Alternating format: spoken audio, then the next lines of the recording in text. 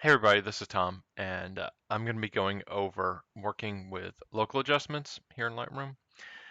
The difference between a global adjustment and a local adjustment is that you can see here from the previous video, this is what this image looks like now. It clearly is a little different, and I've done that all through global adjustments. Now what we're going to do is we're going to use a global adjustment to make a base, and then I'll use local adjustments to kind of work with individual areas also. All right, so I'm back in my library module with my 1-star photos, and I'm going to choose this image. I think that this will work well for what we want to do. Okay, and then I'm going to click develop. All right, so let's see. So first, I'm going to start here with, well, first I had said before, if you're going to use lens correction, it's always good to start with that. I do have that on. What's the difference here? So you can sort of see how it's like maybe a little flatter. I tend to do that just by default. It just helps a little bit. Okay, so I'm going to start here with my basic, and I'm going to kind of adjust my color temperature. And this is sort of like overall uh, warmth and coolness. Again, this is kind of a grayish day, so I'm going to kind of keep it looking a little on the cool side. And now see, like you see here with the blacks, how just this part looking out this truck just goes really dark. I might actually just see if I can open those up just a little bit, right? And what is shadows doing that? That really, it's like turning the lights on there, isn't it? But you know, I'm now kind of taking a black out of there, so I'm not looking to get total detail in there. And you can see the more I open it, there is a little bit of like grain texture in there. This was shot at 800, so you can kind of see how there's a little bit of grain in there. Not, grain doesn't really bother me. I'm sorry, noise. Sorry, I say grain. Grain's what we call in film. In digital, it's called noise. Okay, you see how that kind of opened that up a little bit. I can come over here to the history, right? And like if I look and see the changes I've made, see how it's a little greener. Now I've lost the clouds a little bit, but I've kind of gained that. All right, so I'm gonna up my clarity some, maybe a little dehaze. I'm gonna desaturate it just a little bit. Now, these three tools here, this is a really good example for the, what this is called is the uh, uh, graduated filter. And what this does is if I come up here and I click and drag down, what it's doing is that it's dragging like and you see how I can kind of tilt it.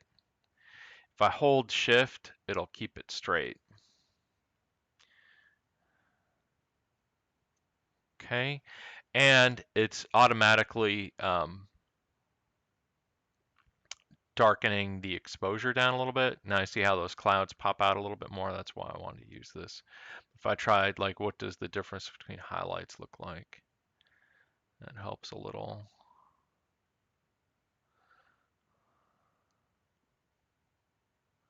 I could make this really dramatic if I wanted to. Maybe a little unrealistic. I don't know. You can just sort of see. Yeah, you can see how much, you're able to, with digital files, you're really able to kind of bring more highlights back than you are, say, able to open up shadow areas to a degree. And then I can, whoops, didn't mean to do that. What I wanted to do was to, no, that's not what I want to do. I want to move this up a little bit. So I'm maybe not getting as much of that. Maybe I could go to the bottom of that. Or that curbing there, that'd be a good place to. Okay.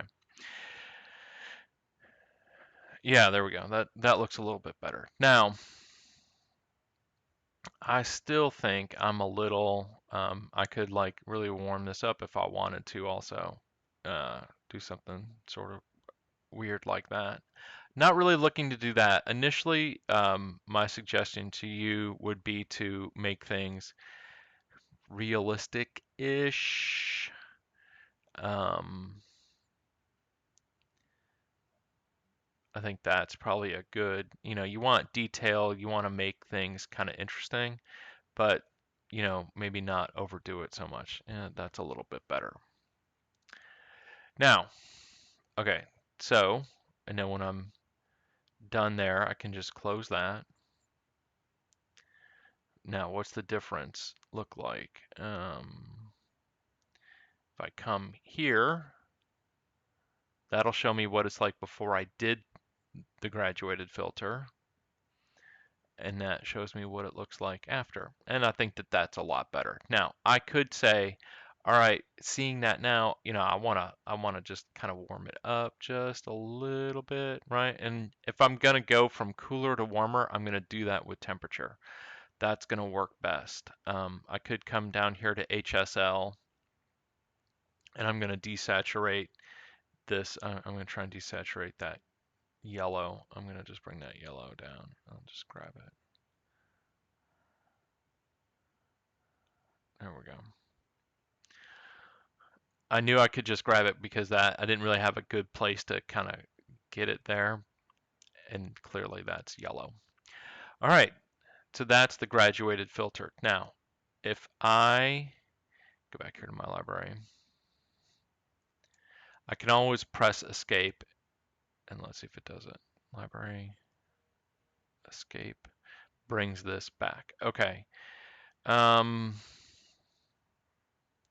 this might be a good example of that. Okay, now here's an image. So check my lens correction.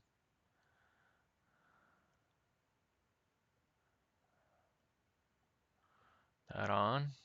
All right, come down here. Let's try and find. It's a little kind of overexposed. And that's way warm.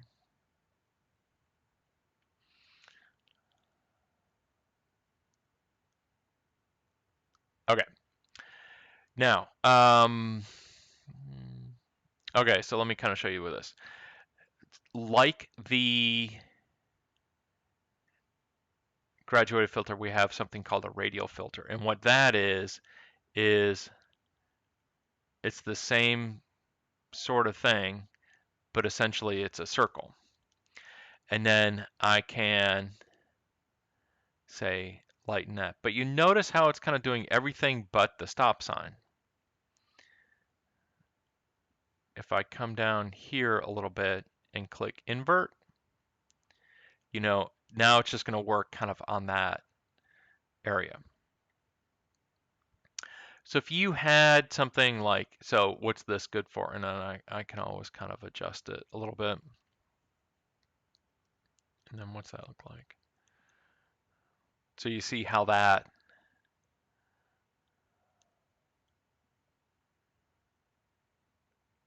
maybe that's a little much, but that's fine. Now, here's another thing you can do. We have the adjustment brush. And you can see how, like, it uses your last sort of, I always kind of just sort of darken things down a little bit. So what I can do here is I can, whoops, lost it.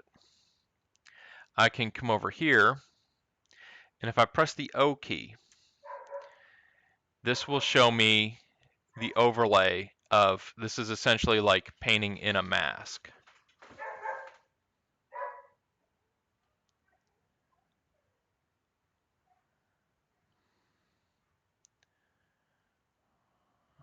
Okay, then I can tap O again, and you see how that sort of brought that down. It's a little gray, but I can just make an adjustment there. If I've got a particular area that I'm trying to get that isn't really like a shape or something like that, I can always click new, right? I can come over here and say I want to just sort of like brighten these two little trees up. click O, it'll show me what I've painted it on, and then I can do that. So that kind of helps a little bit. I can use these tools to help enhance an image. So if I wanted to go back to, let's go back to this image here that I started with my global adjustments first. And I've made some changes. What's something that I could do here, right? I could use this adjustment brush and, whoops, I can use the brackets keys to make it bigger or smaller. And you see I'm like painting in just that uh, lighthouse there, right? And I can, if I tap O, I'll take that off, and then I can maybe say, brighten that up a little bit. Now, I'm going to need to zoom in some. Here's the thing with the adjustment brush. I can also erase. So I can come here and I can kind of like erase this little halo that I've got kind of around it.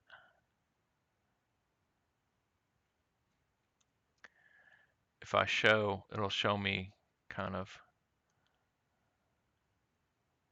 what I have there. Okay. And then I can just come and I can like boost the contrast on it too. Turn that off. You still sort of see I'm getting a little bit of halo there.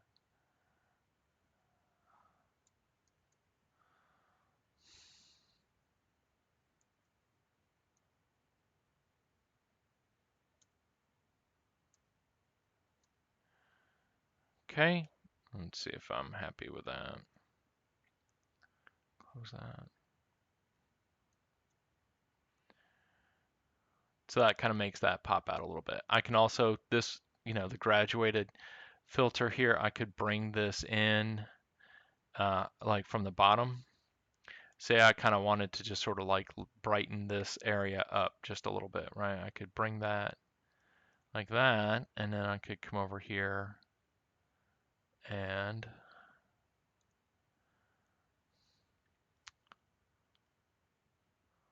that's probably a little much, but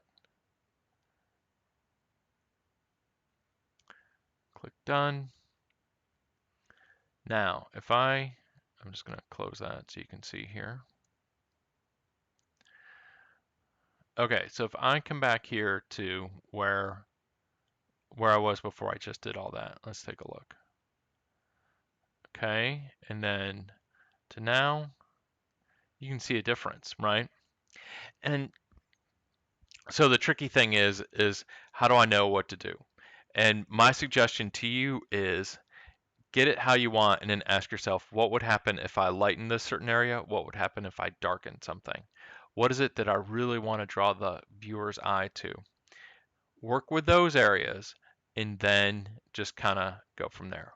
What you don't want to do really with any of these adjustments is you don't want to do one global adjustment and then undo it with a different global adjustment. If you don't like that global adjustment, just turn it back down or turn it off, but don't necessarily like do something, use a different tool to undo it, and then use a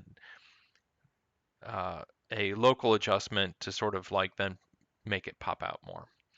I hope that makes sense. So as always, like when I'm done here, I can just click back to library and I've got my images there.